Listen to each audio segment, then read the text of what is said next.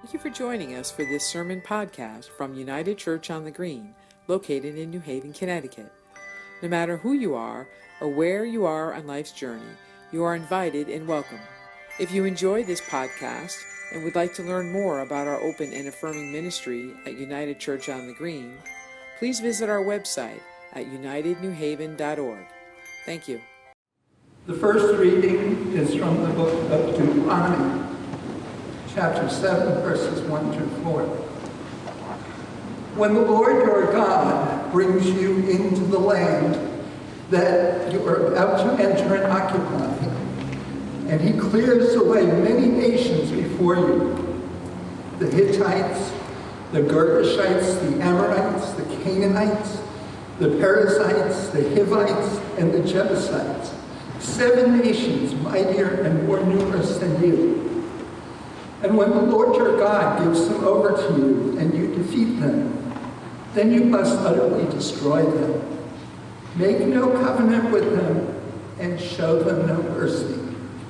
Do not intermarry with them, giving your daughters to their sons or taking their daughters for your sons. For that would turn away your children from following me to serve other gods. Then the anger of the Lord would be kindled against you, and he would destroy you quickly.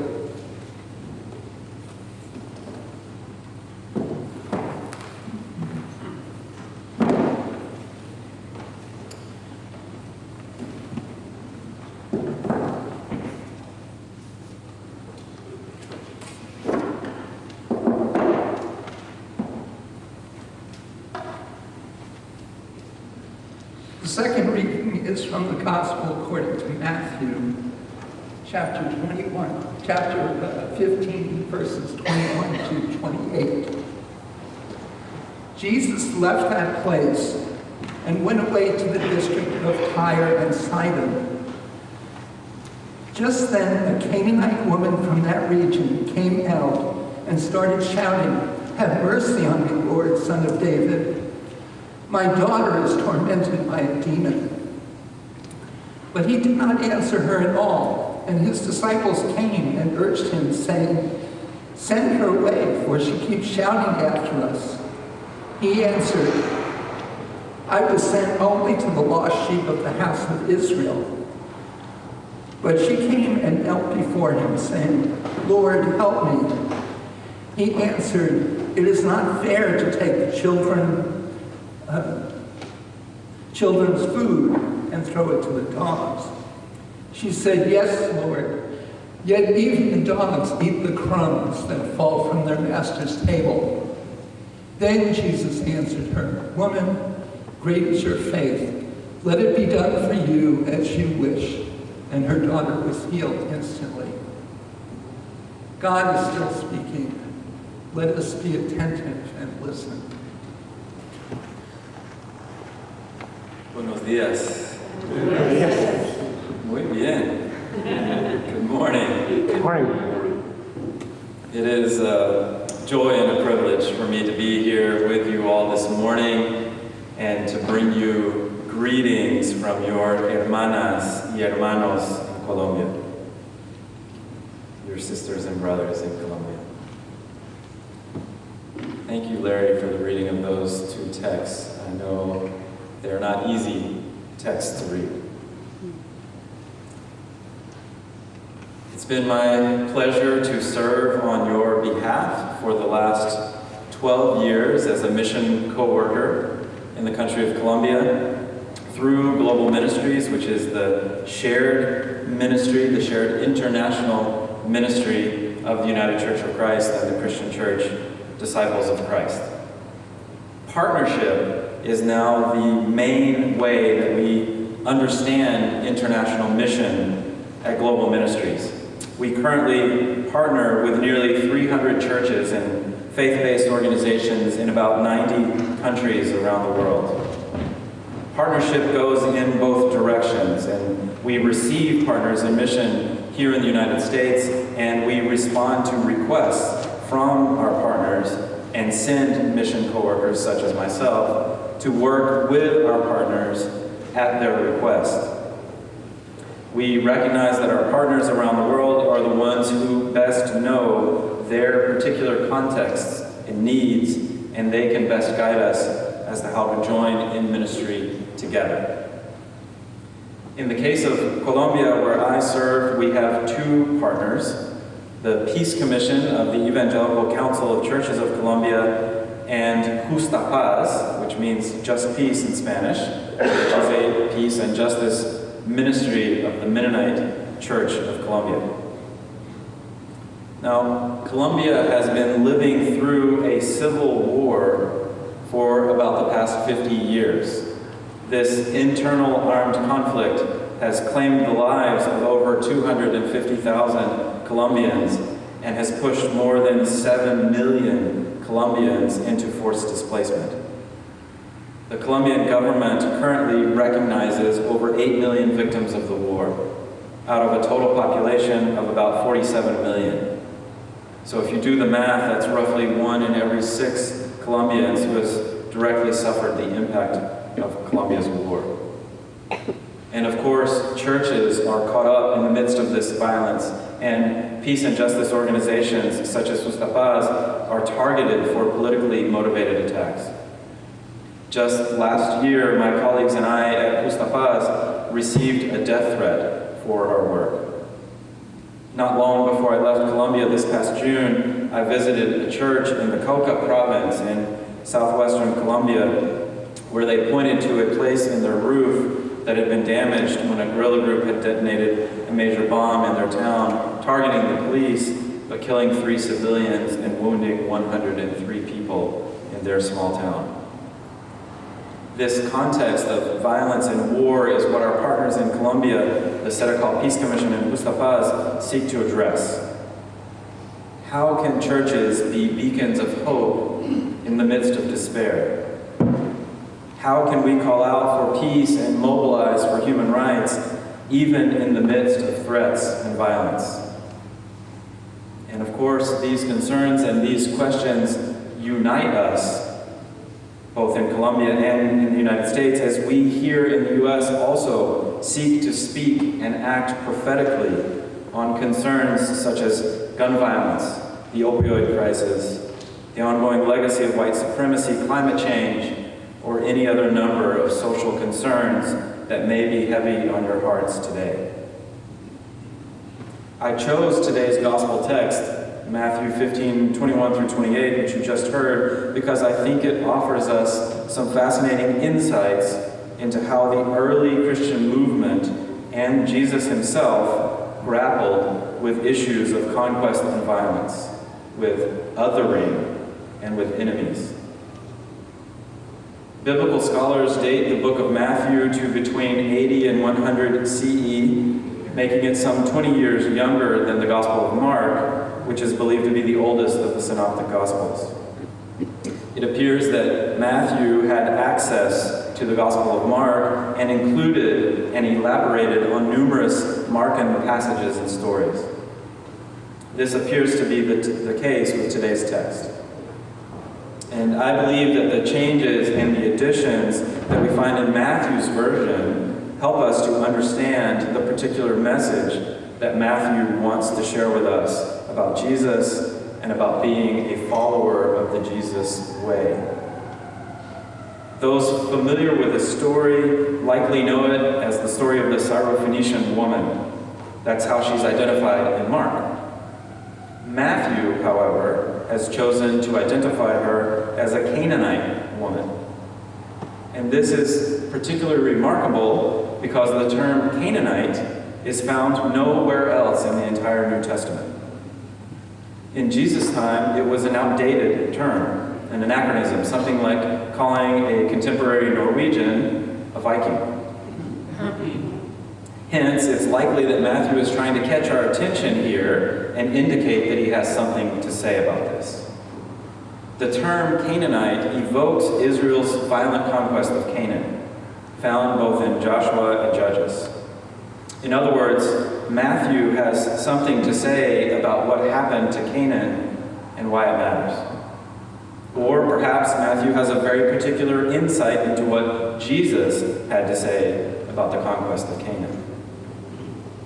Biblical scholar Grant Lamarckian argues that Matthew's use of the term Canaanite is intentional, precisely because in the story, Jesus deconstructs the violent conquest narrative and suggests that the kingdom of God takes a radically different approach to the other. Jesus' encounter with the Canaanite woman is disturbing because, to put it bluntly, Jesus appears to be racist. He responds to the Canaanite woman's request for mercy and healing for her daughter, first by ignoring her, then by saying, "I was sent only to the lost sheep of Israel," and then by using the term dogs, which to our ears sounds dehumanizing and racist to refer to her people. However, this Canaanite woman's persistent and creative response seems to convert Jesus, giving him new insight into the scope of his mission. By the end, Jesus responds to the woman's persistent faith and heals her daughter. Could this be pointing to a reversal of the conquest of Canaan? In this encounter, instead of a Jew violently and mercilessly conquering a Canaanite as depicted in the old stories, in Deuteronomy and Joshua, in this text, the Canaanite wins and conquers the Jews so that he responds to her request for mercy. In verse 24 of the text, Jesus states, "I was sent only to the lost sheep of Israel," but by the end, he has reversed this statement, and he now moves dramatically forward to care not only for one Gentile girl, but for literally thousands of Gentiles, as we see depicted in the verses that follow the text we heard this morning. It is these framing stories, the stories that come before today's text and after today's text, those that precede Matthew 15, 21 through 28, and follow it, that I find most interesting. We didn't read it all because it would have taken too long. In the previous chapter, the chapter that precedes Matthew 15 and Matthew 14, verses 13 through 21, we have the feeding story where Jesus feeds the 5,000. In this case, it's 5,000 Jews. And do any of you remember how that story, the story of the feeding of the 5,000, ends? It ends with 12 baskets of bread left over. You're exactly right. We generally agree that the 12 baskets signify the 12 tribes of Israel. And this feeding story speaks to God's promise to care for all 12 tribes of the nation of Israel. And then in chapter 15, verses 32 through 38, following the story of the Canaanite woman, we have another feeding story. A story which parallels the previous one almost exactly, but for a few critical and I believe telling differences. In the second story, the text tells us that Jesus fed 4,000. From the context, we know that they are Gentiles. But this time, does anybody remember how many baskets are left over? 7. To understand the significance of 7 baskets, Lamarckian suggests that we need to turn to one of the most problematic passages in all of the Hebrew Scriptures. A passage that potentially could justify religious violence, and it's been used that way at times. Today's passage from Deuteronomy 7, 1 through 4. This passage from Deuteronomy is from about 1400 BCE. Moses is giving the word of the Lord to Joshua, his successor in leadership, and instructing him what to do when he leads his people into the Canaanite territory. I'm going to read it again. He says, "When the Lord your God brings you into the land you are entering to possess and drives out before you many nations, the Hittites, the Girgashites, the Amorites, the Canaanites, the Perizzites, the Hivites, and the Jebusites, 7 nations, larger and stronger than you, and when your Lord your God has delivered them over to you and you have defeated them, then you must destroy them totally.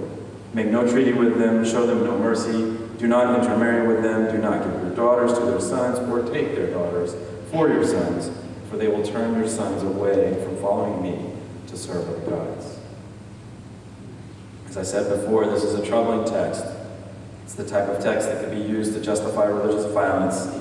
And yet, in Matthew 15, Jesus takes this destroy the Canaanites narrative and dramatically turns it around. The the reversals are striking. Jesus does not follow this no mercy to the Canaanites policy, but rather shows mercy to the Canaanite woman and her daughter, and then feeds 4,000 Gentiles. In Deuteronomy, 7 nations are to be destroyed totally. In Matthew, 7 baskets remain. A testimony to the fact that now Canaanites are not to be destroyed, but to be fed. In Deuteronomy, Canaanite daughters are dangerous. They'll lead Israelite sons astray. In Matthew, Jesus, an Israelite son, sees a Canaanite daughter not as a danger, but as a person in need and heals her. If Jesus' first feeding miracle and its 12 basket surplus suggest a reconstitution of the 12 tribes being led through the wilderness with a new kind of manna, then this second feeding miracle suggests a repudiation of conquest, replacing swords and spears with bread and fish, not destruction, but service and healing. Jesus seizes the old narrative, he shakes it, turns it inside out, and offers a new story that reframes a future radically different from the past. And this all results from his very human encounter with the other, the Canaanite woman. The Canaanite woman is the very center of this story. It revolves around and hinges on the victim, or the one whose people have suffered harm. This encounter between Jesus and the Canaanite woman and its mission-altering impact on Jesus is a form of restorative justice. Restorative justice is something that I learned about from the Mennonites and from others in Colombia and saw being practiced by the Colombian people. You see, Colombia is trying a pretty remarkable turnaround of its own right now. There is a story playing out there that I think we could learn from. As I mentioned at the beginning of the sermon, I went to Colombia to support our partners there as they seek to be a prophetic voice for peace amidst Colombia's armed conflict. An armed conflict that's pitted left-wing guerrillas, primarily the FARC and the ELN, against the Colombian government and their armed forces. A war further complicated by right-wing paramilitary death squads, often working together with the Colombian military, attacking civilians in areas perceived to be sympathetic to the rebels. During my first term in Colombia from 2007 to 2011, I worked with our partners on a human rights documentation program that to date has documented over 10,000 human rights violations committed against Protestants and evangelicals in the context of Colombia's war. We trained volunteers from our churches to go out and interview the survivors and family members after attacks, and then for them to work with us and other human rights organizations to advocate for victims' rights, for justice in their cases, and for an end to the violence. We published annual reports in Spanish and English and joined with coalitions of human rights organizations to work for change. And then a major breakthrough happened in 2011 when the Colombian government and the FARC guerrilla group agreed to begin negotiating a peace deal. In my second term in Colombia from 2012 to 2016, my work continued with this documentation program, but also expanded to focus on supporting the peace talks, which took place in Havana, Cuba. Our partners in Colombia created and joined a coalition of churches and faith-based organizations called DPAZ, the Interchurch Dialogue for Peace, to specifically support these peace talks.